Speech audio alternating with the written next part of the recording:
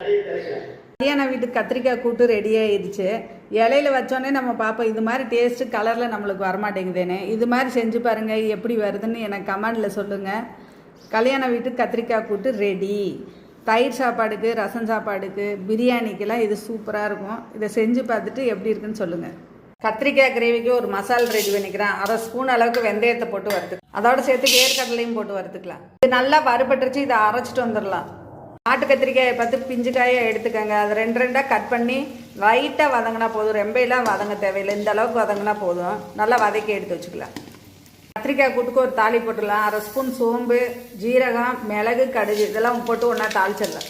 நறுக்கி வச்சிருந்த பெரிய வெங்காயம் 1, ஒரு பச்சை மிளகா போட்டுக்கோங்க. தேவைப்படுறவங்க காரம் பிடிக்கும்னா 2-3 கூட போட்டுக்கோங்க. அதோட ஒரு தக்காளி பழம் அரைஞ்சி வச்சுருக்கேன், அதையும் போட்டுக்கலாம். 1 ஸ்பூன் மஞ்சத்தூள், 1 ஸ்பூன் மல்லித்தூள், 1 ஸ்பூன் மிளகாத்தூள் இதையும் போட்டு வதக்கிடுங்க. வதக்கி வச்சுருக்க கத்திரிக்காயும் போட்டுடலாம்.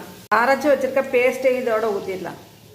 பெரிய சைஸ் நெல்லிக்காய் அளவு புளியை கரைச்சி வச்சுருக்கேன், அதையும் ஊற்றிடலாம். ஒரு கொதி வந்தோடனே ஊற்றுங்க, அப்போதே பச்சை வாசம் வராது.